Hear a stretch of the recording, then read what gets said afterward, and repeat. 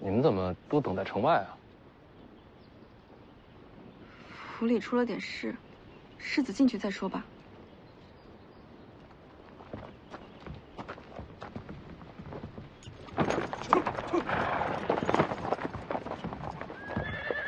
正好，儿子，终于把你等回来了。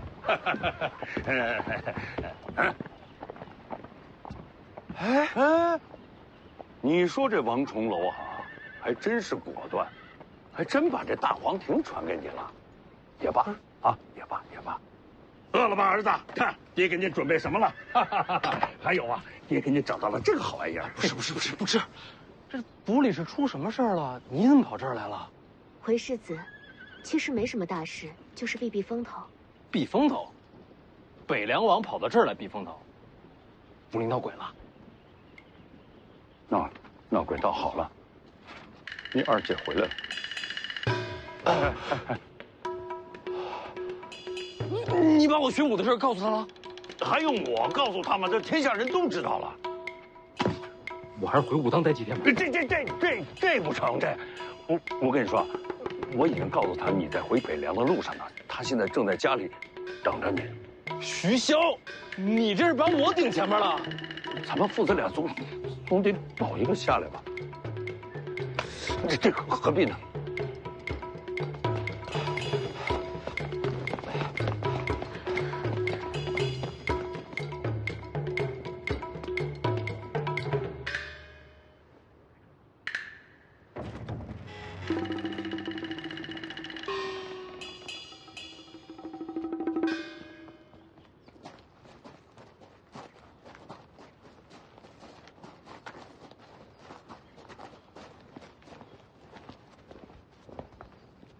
你看见他了？他应该在我院里。你们先回自己房间吧，我一个人见他。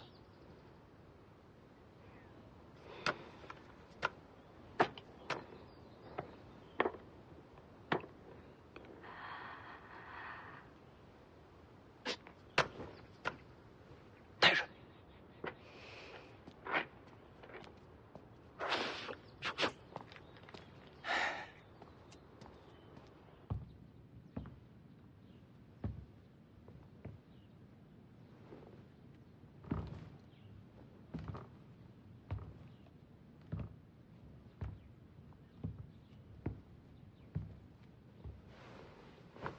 姐回来过年啊！我在武当用山石给你刻了一副棋子，您瞧瞧。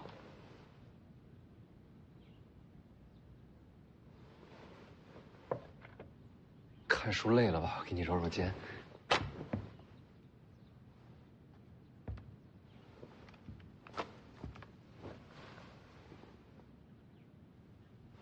姐在上阴学宫待的还习惯吗？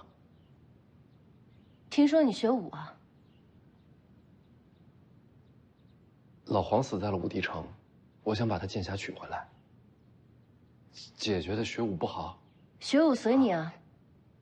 我只是没想到，在你眼里，老黄胜过了北凉。这怎么说？到了今天，你都还没有决定接过徐子淇。我是觉得自己无法胜任这千斤重担。够了，姐，你想怎么做，随你。多谢姐高抬贵手。姐，你去哪儿？姐，你消消气。我马上回上阴学宫，看不到你，我就不生气了。你这就回去？年都不过了。这我亲手给你刻的，你好歹看看。我看过。姐，我不是小孩了。你们都想让我接手北凉，没问我愿不愿意吗？你有什么资格说你不愿意？每个人都应该决定自己的活法。你什么都不明白，白活了这么久，你连你自己身上的责任都看不到。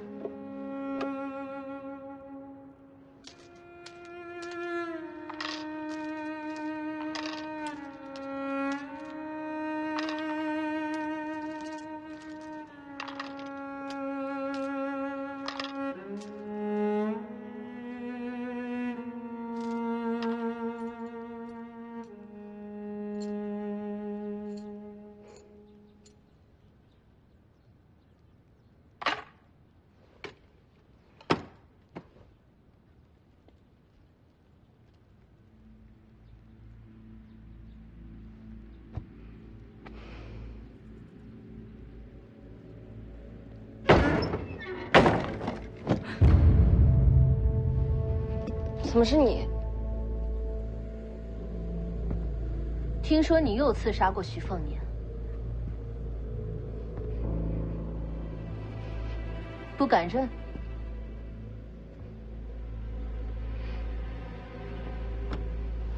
是，我是刺杀过他。我警告你，别忘记自己的身份。怎么，丫鬟就不能刺杀世子了？我跟你说最后一次，如果伤到许凤年，我一定会把你扔到井里，封了井盖，让你就这么烂在井里，永世不能再见到天日。听懂的话，白纸黑字写下来，发誓你以后再也不会对徐凤年出手。行啊，写字是吧？你给我支笔，越大越好。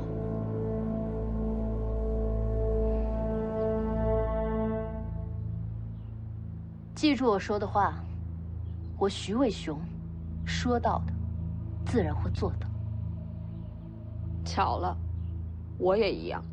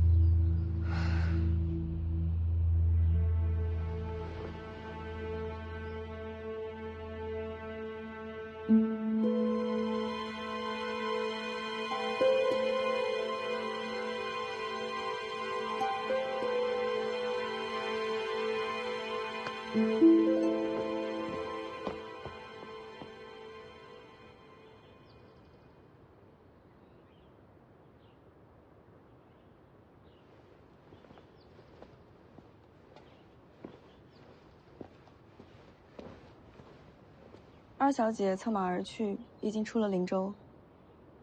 他倒是来去如风，闹半天千里迢迢赶回来，就是为了骂我两句。二小姐对世子的期望很高。他是上阴学宫数十年来第一奇才，我可比不了，也不想学。江你写的？嗯，这字儿不错。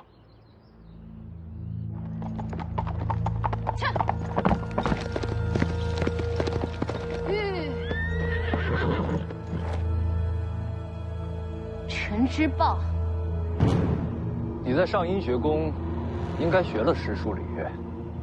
我学什么，与你何干？学了这么多，杀气还这么重。我觉得上阴学宫很适合你。所以呢？所以如果没事的话，你就别再回北凉了。你觉得我是乱世之一？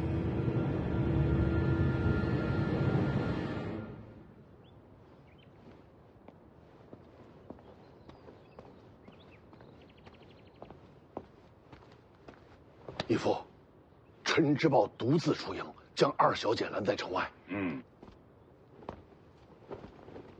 义父，要不要调兵啊？就别冲锋，别打扰人家。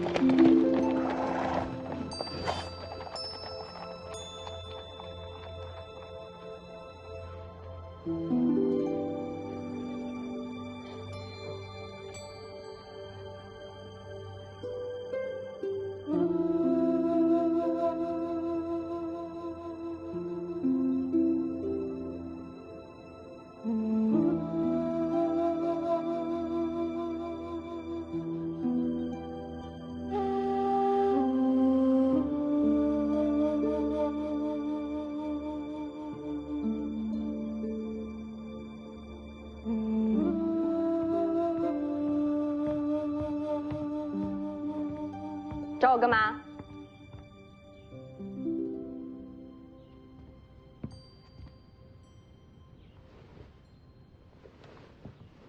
大黄庭怎么没了？王重楼不发功的时候，也看不出来。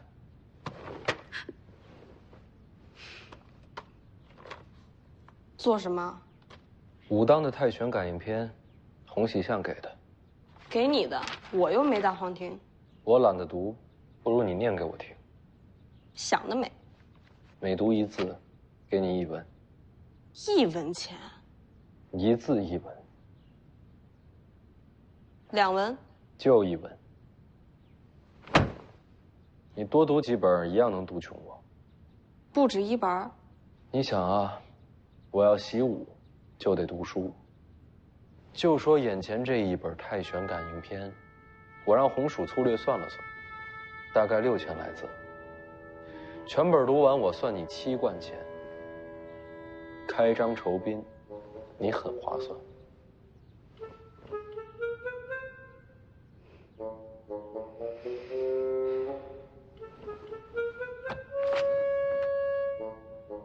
1本1副。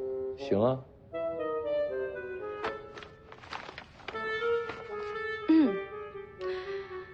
有物混成，先天地生，惟象无形，杳杳冥冥，寂寥淡漠。太死板，有感情些。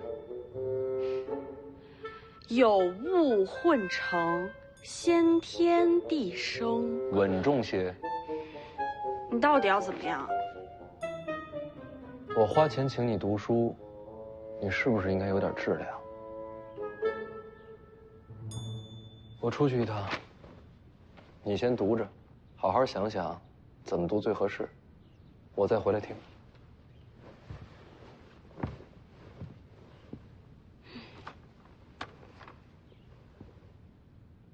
你那字儿写的不错。还行吧。我二姐凶你，你发誓杀我，合适吗？徐渭雄最疼的就是你，说杀他，他才不在乎。疼我，千里迢迢赶过来，就为了骂我几句。那是对你失望透了。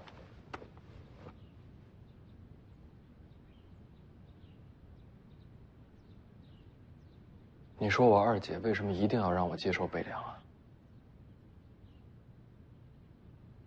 这不废话吗？我二姐最痛恨的，就是世家门阀嫡子传承那一套，所以她让我接手北凉，肯定不是为了徐家血脉，她有别的原因。那你不愿意接手北凉，到底是为什么？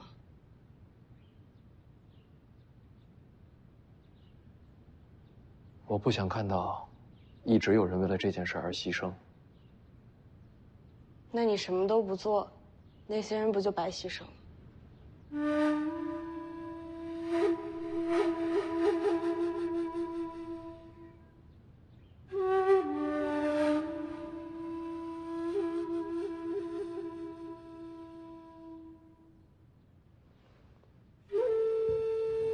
你去哪儿？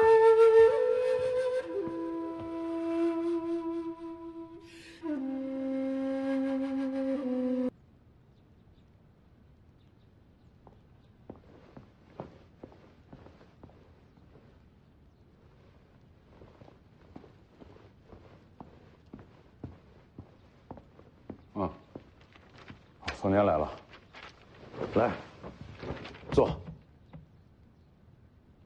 黄门二被送去龙虎山了。啊，我知道了。龙虎山那边传来消息了，这个赵熙团待他不错，还真把他当做关门弟子了啊。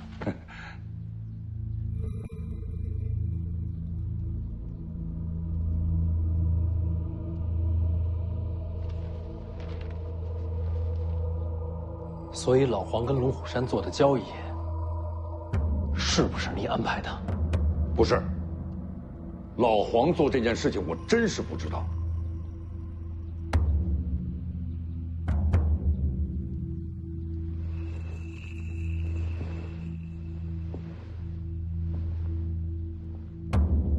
所以在你本来的谋划里，黄婉儿是送去何处？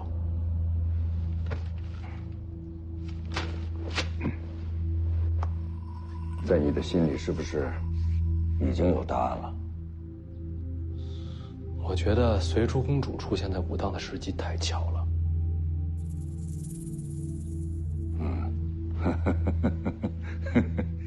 天下人都把你给看错了，凤年，好样的，聪明。所以你是想把黄婉儿送给皇室啊？他留在北凉对你不利。皇室只想拿她当棋子，你送去一个棋子，危害不到咱们北凉啊。那是你亲生儿子。你也是我亲生的儿子。哎，这行了啊！你看，现在的结果呢，比预期的都要更好，对吧？但是老黄死了。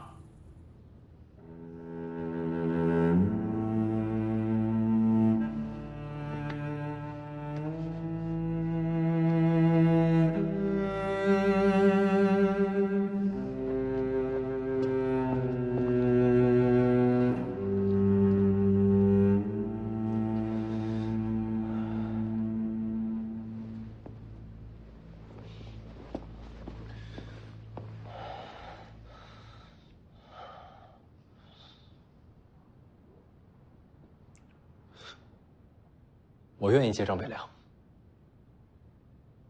啊？我说我愿意接掌北凉。张大海，你以前一直在拒绝，怎么现在会突然答应呢？什么理由？只有我接掌北凉，才能接黄婉儿回家。哦。还有吗？这理由不够吗？你们兄弟情深，这固然很好，但是要当上这个北凉3州之主，这理由你不同意？没有，我高兴还来不及呢。你看我等了这么久，你终于开口答应了。理由不够，没关系，我送你一个。这也能送？哎，对了，你从武当回来，是不是还没看你师傅去呢？快去跟人家打声招呼，你就在那儿等着我，好吧？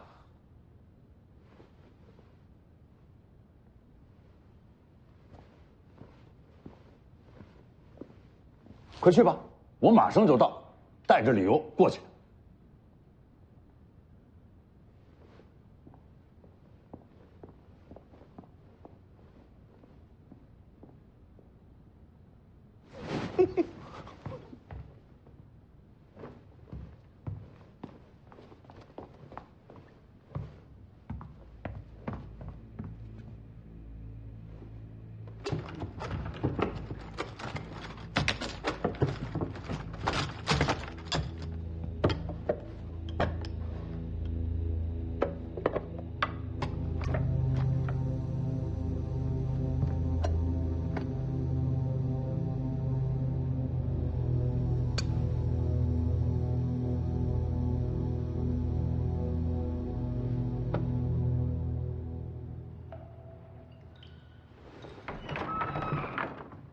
回来了。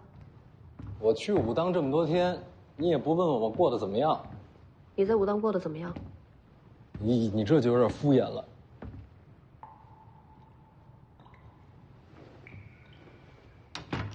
干什么呢？这下面是什么？地基啊。不对，我闲暇时练刀，全力踩踏，感觉这下面还有空间，这下面应该还有一层。我从小就在听朝廷闲话，这下边真有一层，我一定知道。你真不知道？根本就没有。又怎么？王重楼把大黄庭传给你了，还能看出来？我以为都没了呢。别担心，别人看不出来，我不过是了解武当心法细节而已。你跟武当有渊源？家学渊源。你们家是做什么的？跟你没关系。那你慢慢找，我上楼了。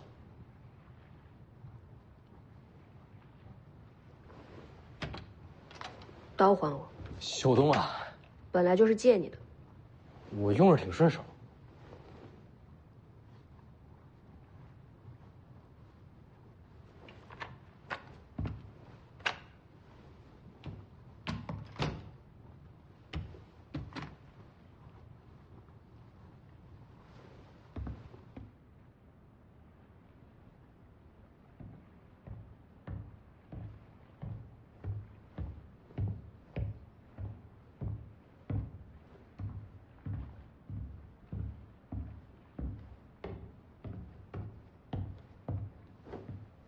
师傅，我回来了。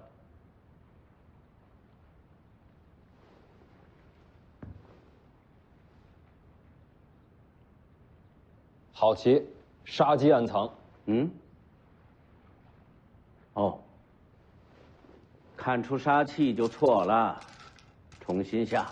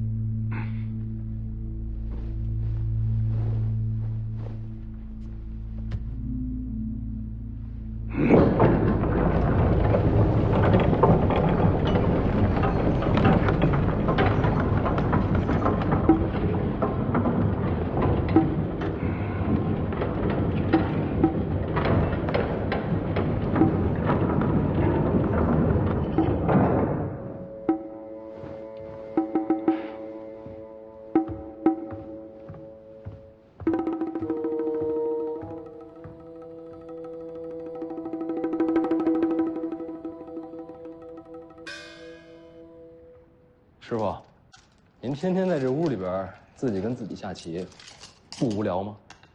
我有对手。对手在哪儿？等你接手北凉，再来问吧。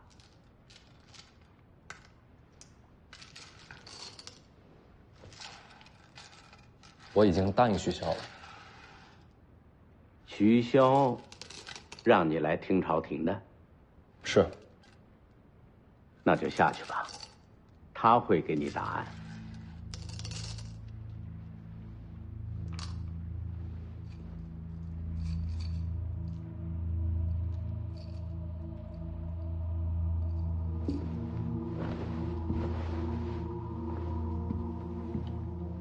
给你个建议，等一会儿，把你的心里话说出来。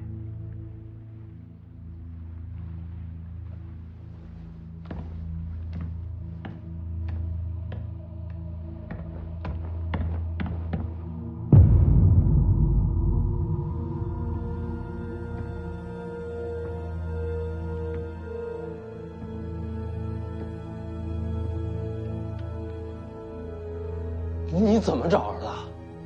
门是你父亲打开的。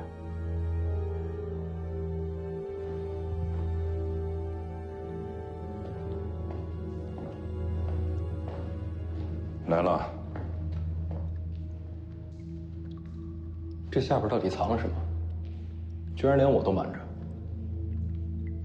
只有你答应了接掌北凉，我才能带你下去。走。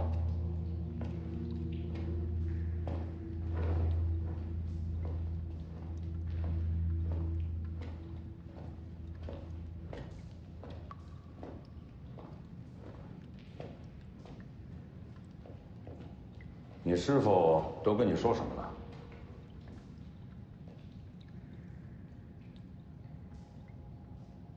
他让我跟你说出心里话，让我告诉你，为什么这么多年我都不愿意接掌北凉。还有，为什么我心里对你一直有怨气？我听着呢。你知道，大姐喜欢的是洪喜相。啊，就那个武当山那小道士，我当然知道了。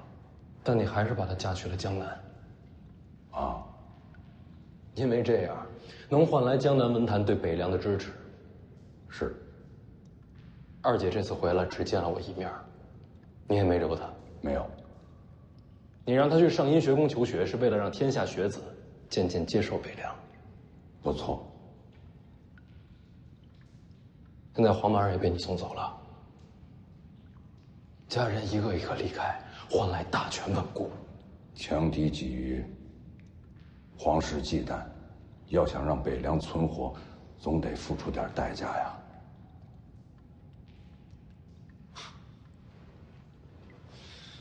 所以在你心里，家人没有北凉王位重要。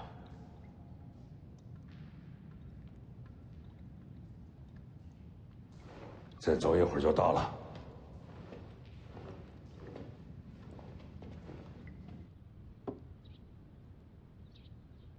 先天地圣，快逃！有人要杀你！谁？仆役打扮，我看见他们拿着刀去你屋里找你。世子的院子，不是什么人都敢闯的。我拦着你，跳窗走。二小姐要想杀你，她是不会让手下代劳的。我知道。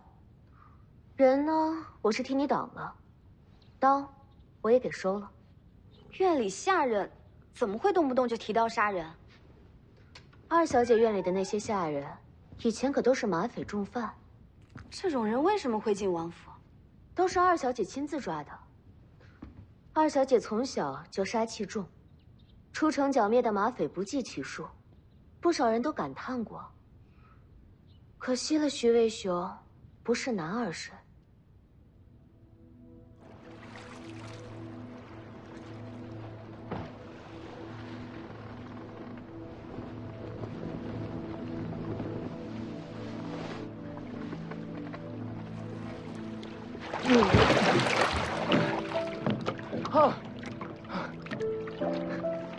回来了，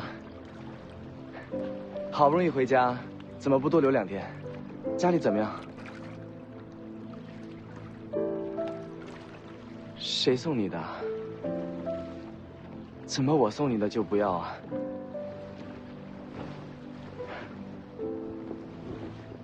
下回我陪你一起去北凉吧。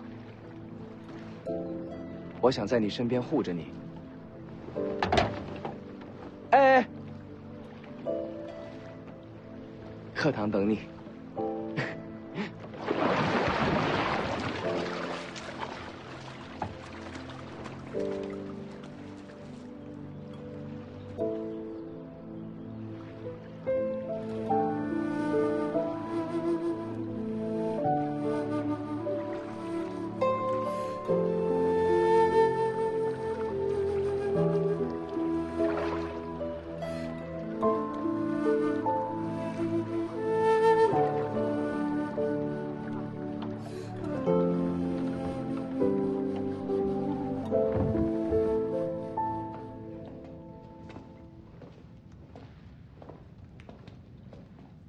你腿没事吧？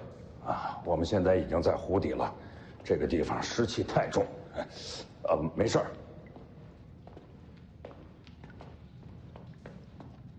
这下边到底藏了什么？一会儿你自己看。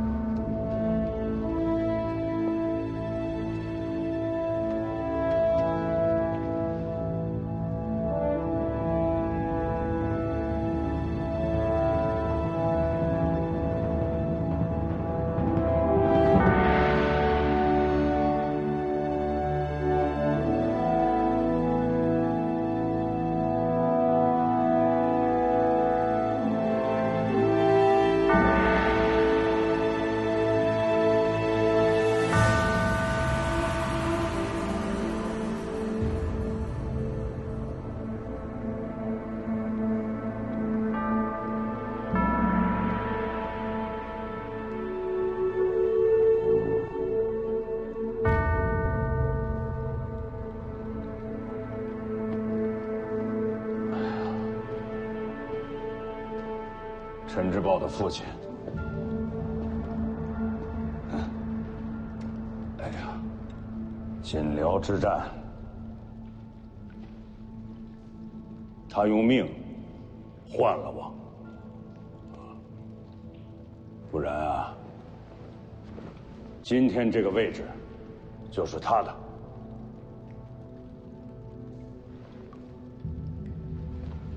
人人呐，都让我提防着陈之豹，可我知道，北凉对他到底意味着什么。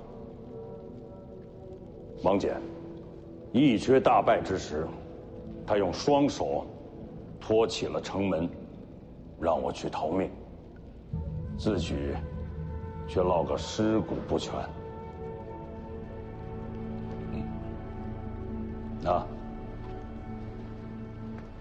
西蜀之战，当时啊，离都城不过10里，军师赵长陵病死，就差10里，他就可以亲手为自己的满门家小报仇。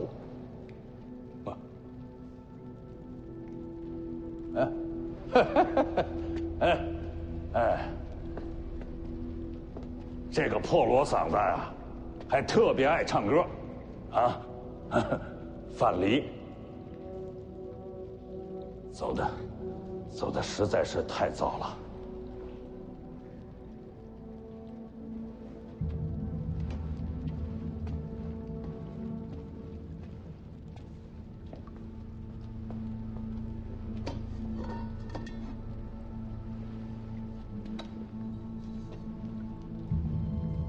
韩立本无死罪，为树军纪，我亲手砍下了他的头颅。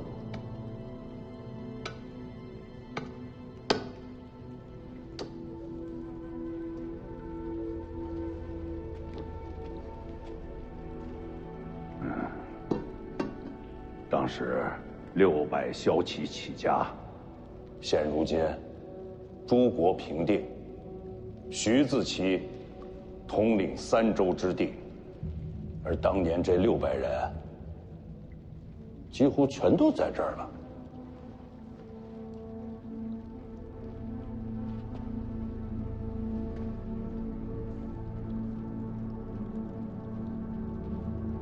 为何不设祭品？用不着，他们不需要这些。儿子，你知道为什么爹被人称作人屠吗？杀人多。诸国乱战，世家门阀，战场上被我杀掉的人确实不少，所以世人都恨我，视我如魔。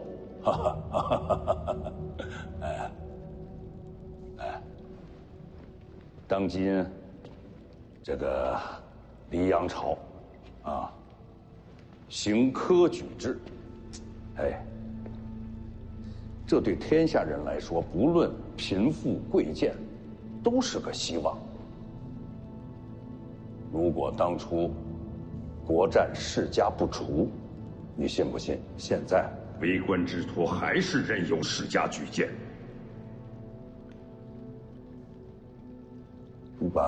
你把天下看成一棵大树，那些世家就是那个粗壮的枝桠，夺走了全部的阳光，剩下的大部分人就只能是树下的杂草，渐渐的枯萎腐烂。所以啊，斩去世家，这世间才有新生。这就是他们的梦想，也是我的。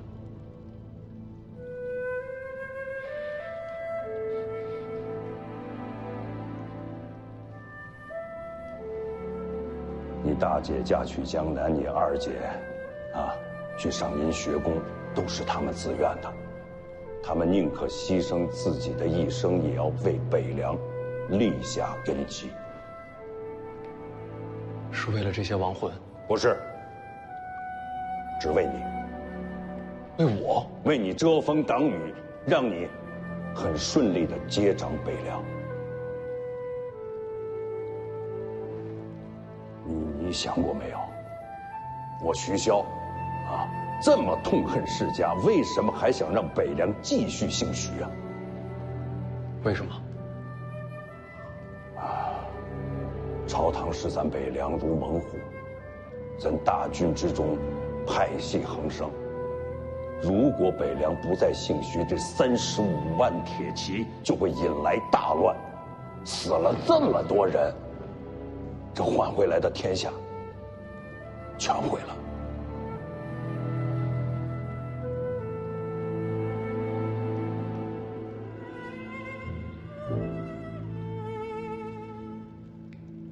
以前为何不告诉我？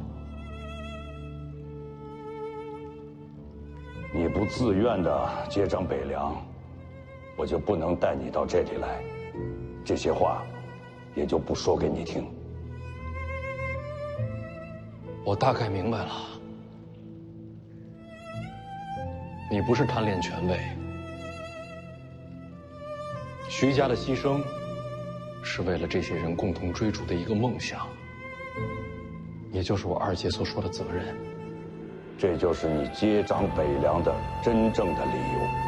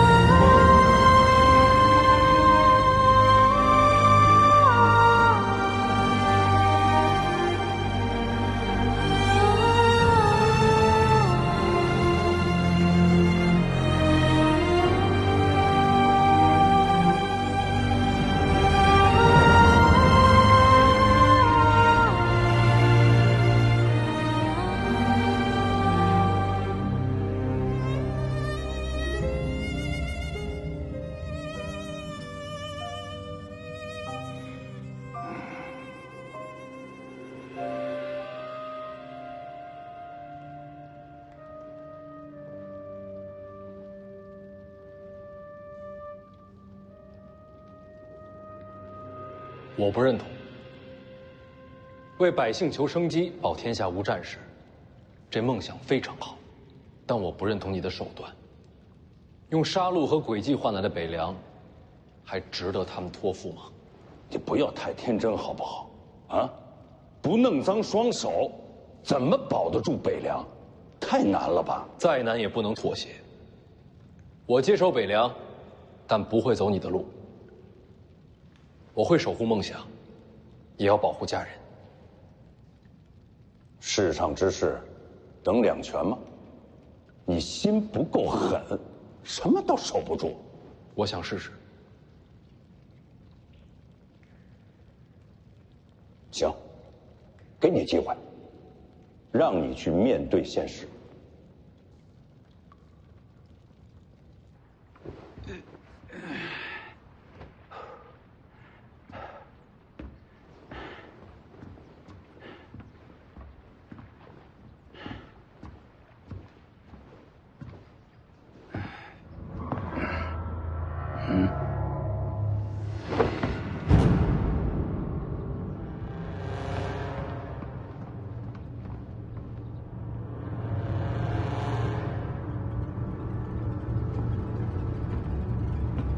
谁把这通道打开的？北凉王。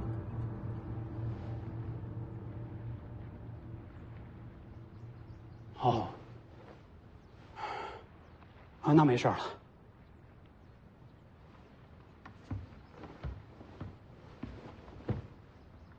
通道这事儿，麻烦阁下别往外说。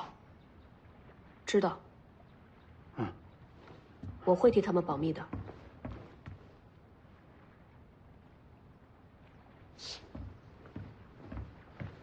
他们，不，还有谁下去了？徐凤年。哦。哦。好，我得去收拾行李了。好，马上要出远门了。啊。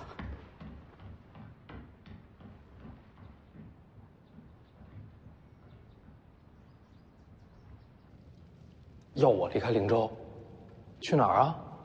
你不是说要去武帝城，帮着老黄把那个剑匣子给取回来吗？大黄庭我只留下6、7成，还斗不过王献之。取个剑匣，用不着跟王献之动手。再说了，此行是你接掌北凉王的必经之路。这江湖行跟接手北凉又有什么关系啊？过年后，你走你的江湖，我去我的京城。2路齐走。你要亲自去京城？你接收北凉最大的障碍，就是在于朝堂。北凉王位虽然有世袭罔替，但是朝廷早就想废除此制，到时北凉必将引发大乱。所以帮你博得世袭罔替，我们才能站住先手。那皇室又不是傻子，怎么可能把这名分给我？我会帮你安排好一切的。哦，对了，你不是想念自家姐弟吗？这次就给你这个机会，去见你大姐、二姐，你还可以去龙虎山跑一趟。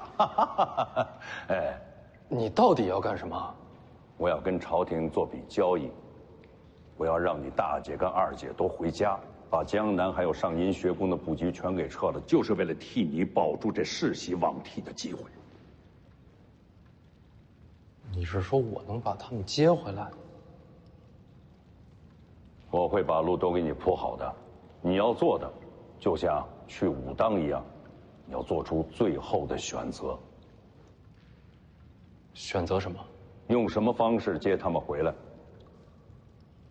凤年，如果在此过程当中，要死很多人，才能把他们接回家，你怎么选？我会找出第3条路。世上哪有这么多老黄啊？找出来的往往可都是死路。事在人为。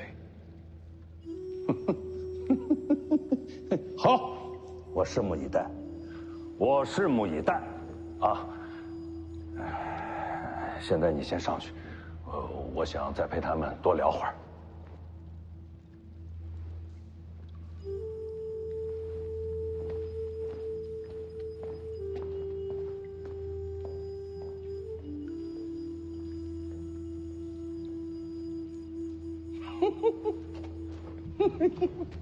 哎，你们都听见了吧？啊！不过你们也说说，啊，有我这样当爹的吗？有吗？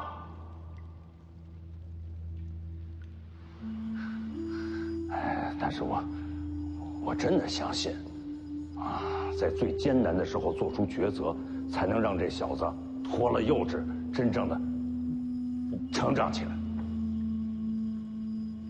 是吧？啊，是吧？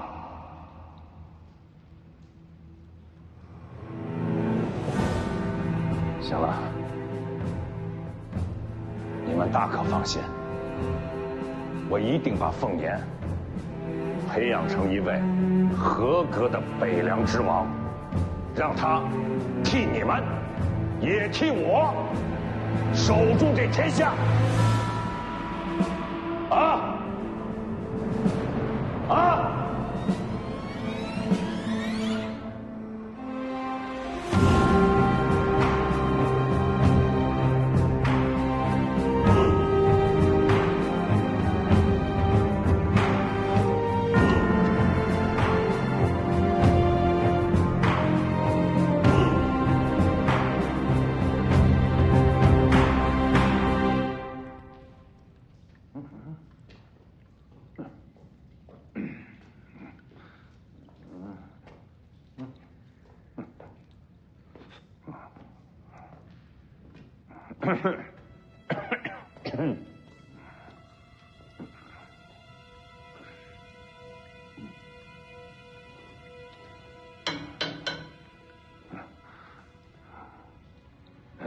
刚才你也一定都听见了啊！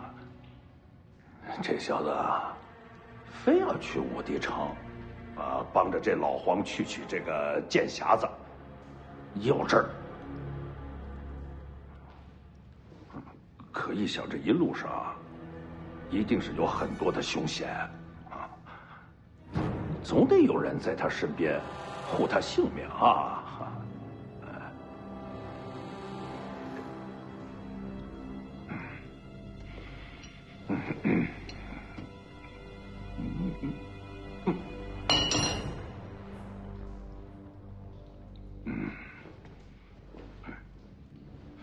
就算这小子安安全全的到达了武帝城，这要碰到了王先知，还真不好说了。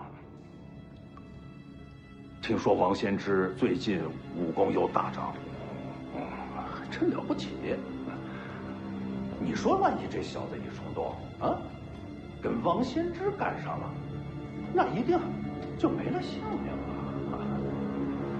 说这王先知哈。怎么见谁灭谁？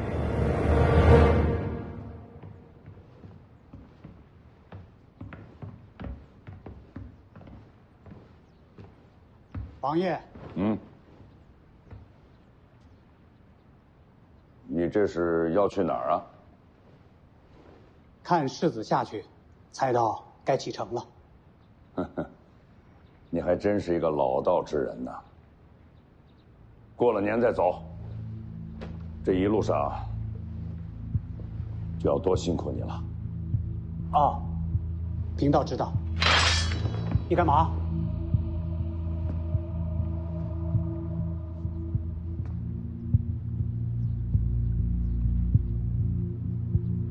收起来。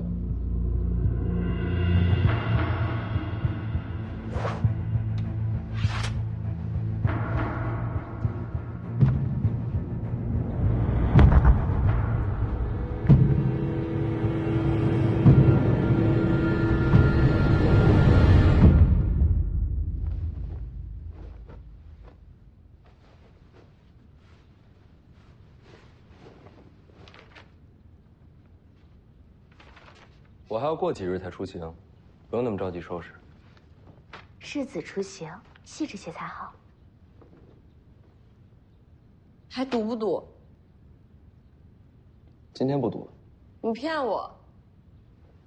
明日陪我访客，算你辛苦钱。多少？先付一半。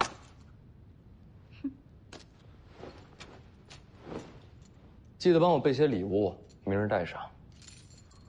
明日守岁，大家都在陪家人，要访客也该是初一以后才好。不是每个人都有家人的。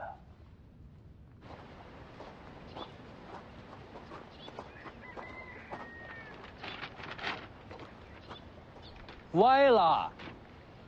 哼，徐小子，这歪了，帮我弄正了。天，哎呦，哎呀，坐，东西放进去，放桌上就行啊，记得把炉火点上。哦，哎，我不会啊。还是那丫头啊！哎，你们成亲了没有啊？没有，我们两个不是。给你带点杂货，别嫌便宜啊。哎呀，别客气嘛，我不是跟你说了吗？每年节前啊，这衙门都会送好多的节礼来啊，吃不了啊。那就慢慢吃。这衙门里这老哥啊，他也是这么说。老许头啊，听说你跟徐骁跟了很久啊？不能直呼名姓。是，徐将军上柱国。那你还记得你当初为什么要跟着他吗？当初啊，就是为了有口饭吃，就想着天下太平，天下能公平。天下哪有公平？哎，别这么说。今年春闱，不是有个寒门出身，中了3甲吗？可那大多数都还是名门子弟嘛。已经够了，就盼着天佑北凉，能一直守住这太平盛世。这盛世，我来替你们守。徐小子，这屠苏酒，你喝过头了吧？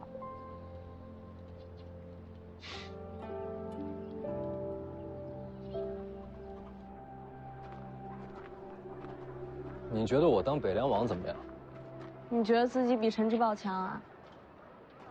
我其实想过让陈之豹接受北凉，但我现在明白了，他不行。为什么？陈之豹表面看上去平静，但就像冰层下面藏着惊涛骇浪一样，他心里压着东西。若是他接掌北凉，战事必定重燃，老许他们守护的太平盛世就全完了。说的好像你就能守住一样。嗯。干嘛？过年啊，给你点礼物。你好歹是个世子，过年就送根绳。贵的东西不适合你。才怪！不要就还给我。干嘛不要？回头卖了，说不定还能赚1文钱呢。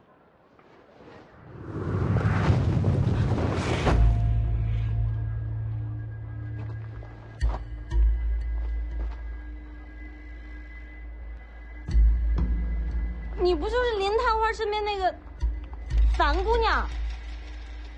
徐骁把你放出来的。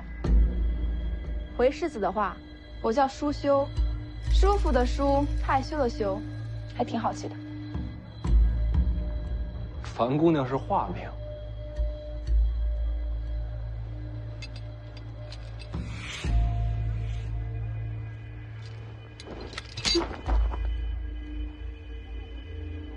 世子好谨慎，放心，没有毒。王爷说世子行事但求2全，令娥妹回来之后又被押进了地牢，本来是要问斩的。既然世子想2全，那是杀是放都由世子决定。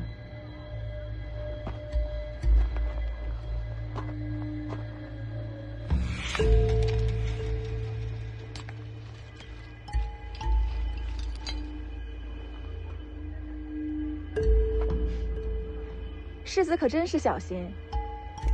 对了，还得提醒你一下，你没把小王爷从武当带回来，林娥妹对你可有些怨念。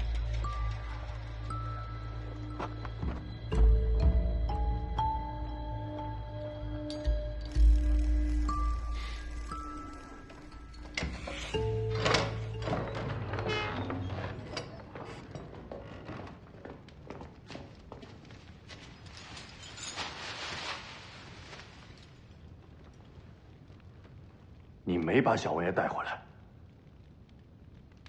黄满儿去龙虎山了。龙虎山？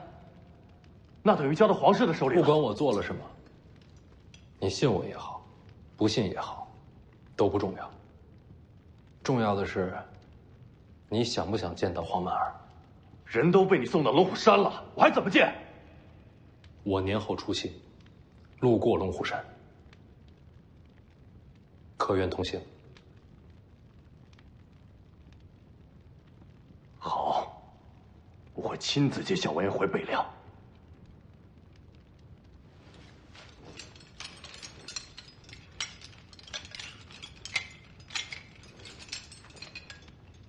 回家休养，年后出发。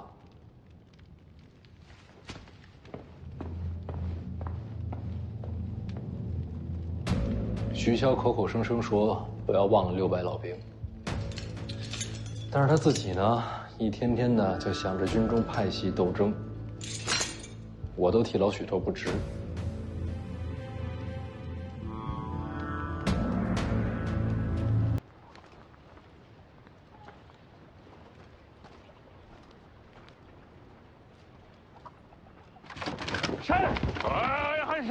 瞧！哎，这个老家伙，这耳力见长啊你啊！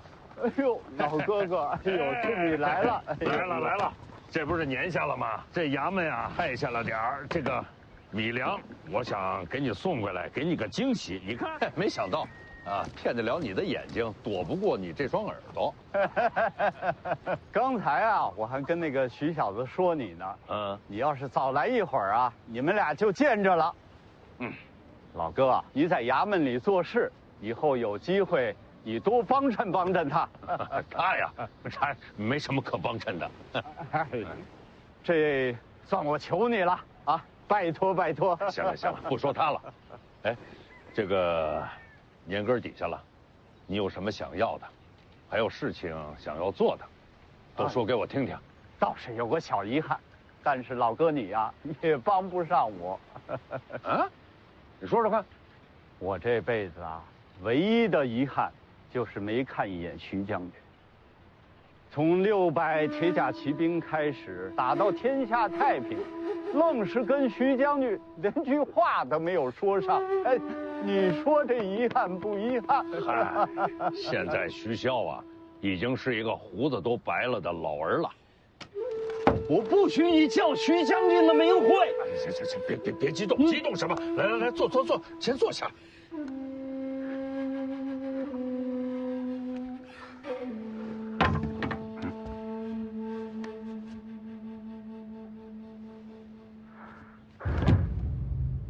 荆州18老字营，鱼骨营，末等骑卒，徐永官拜见将军。你怎么就认定我是徐骁呢？把我眼睛打伤的那一仗，您来看我们这些伤兵，握着我的手对我说：“一定要活下去。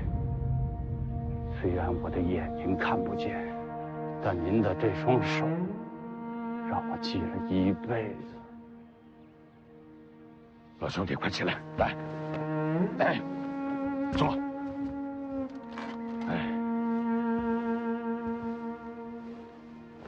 徐将军呀，我斗胆问一句，那个徐小子敢是您的？我儿子，徐凤年。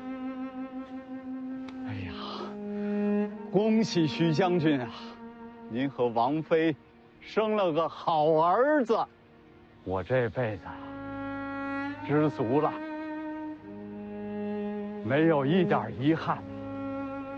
徐将军，我再多问一句。当年那些老兄弟还活下来多少？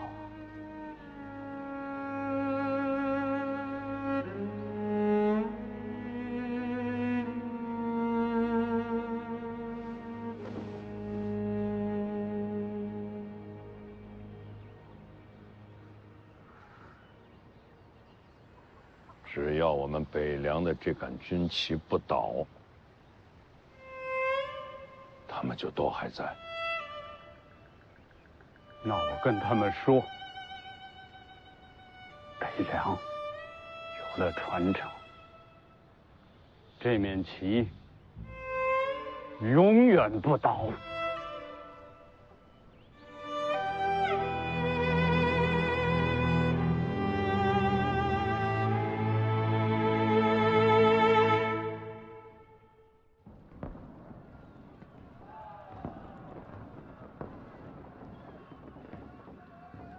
守岁还在读书啊？岁月这东西，守也守不住。这么欢快的日子，别说的这么通透。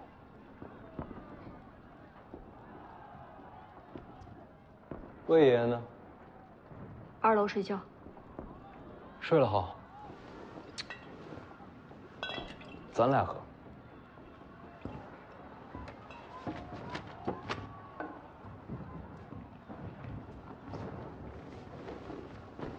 往年过年都能看雪景，今年啊，只能喝寡酒。来，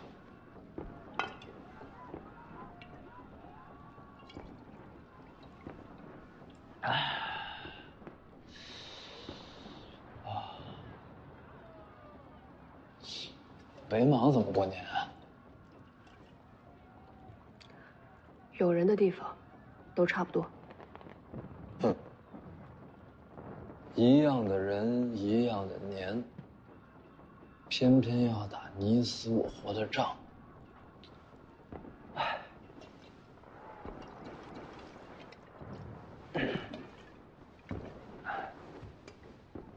人和人会打，村和村会打，镇和镇会打，国和国怎能例外？说得好。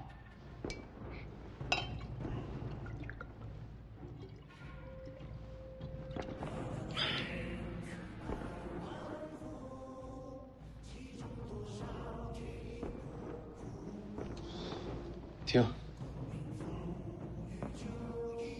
煌煌北凉镇灵歌，我二姐的词，我谱的曲。每到年关，都有30余名乐师，160名舞姬在城内奏乐配舞。你要是这会儿出去，能看见灯火珠白昼。听就好了。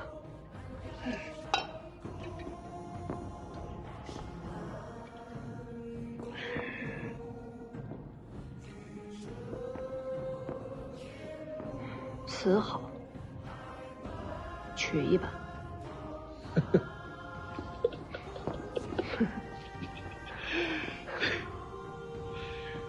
我二姐也这么说，没准你跟她投缘。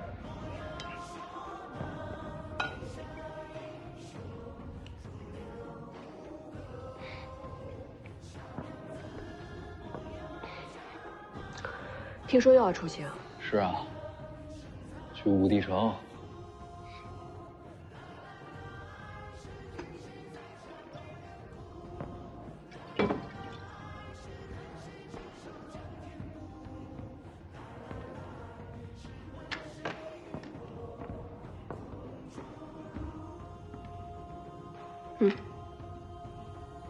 还是借的，回来还我。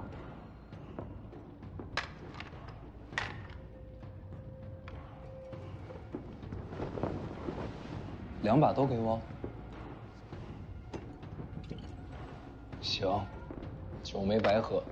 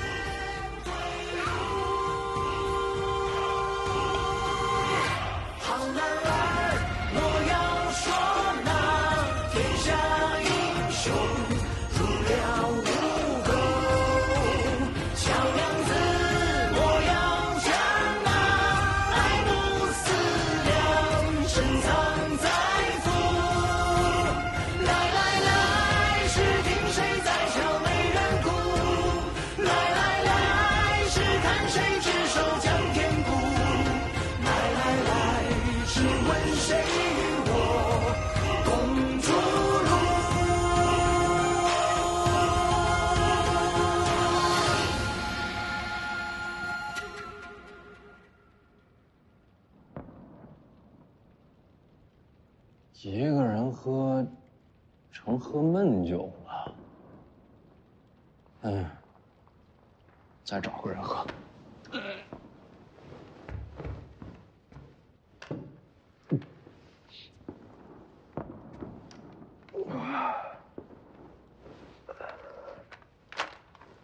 谢谢啊。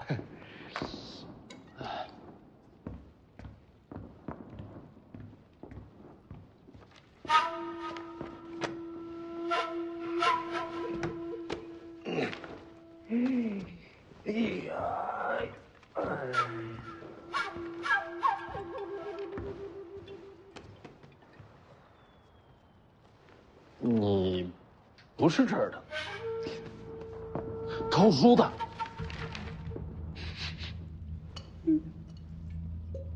喝酒吗？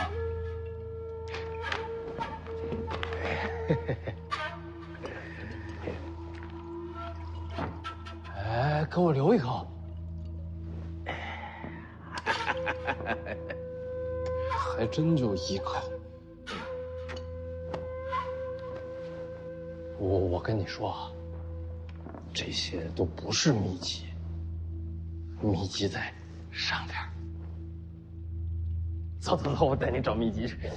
走走，哎，你动作轻点啊，白虎脸睡着了，别把他吵醒。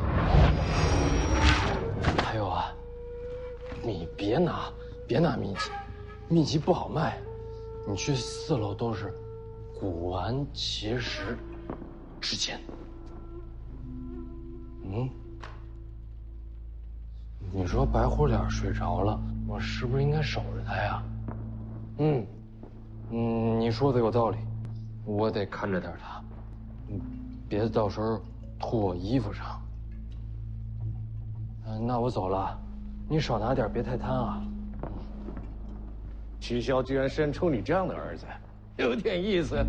你说什么？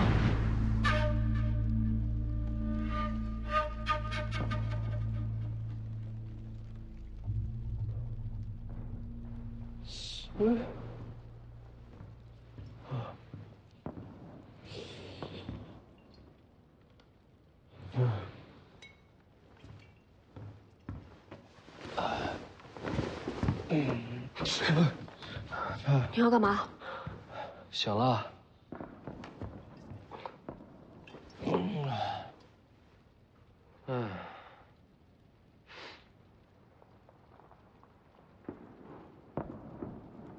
你要是醒了，我回去了。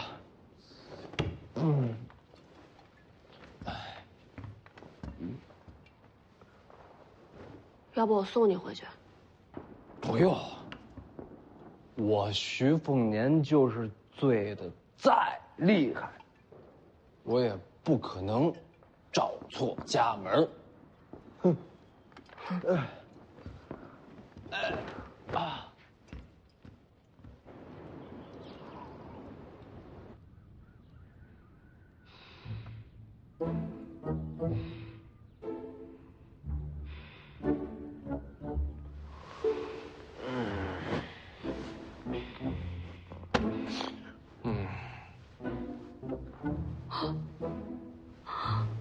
徐凤年，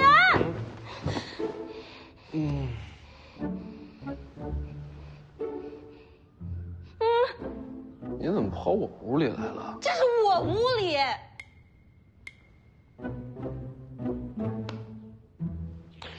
没事，我就是昨天晚上喝多了，走错路了。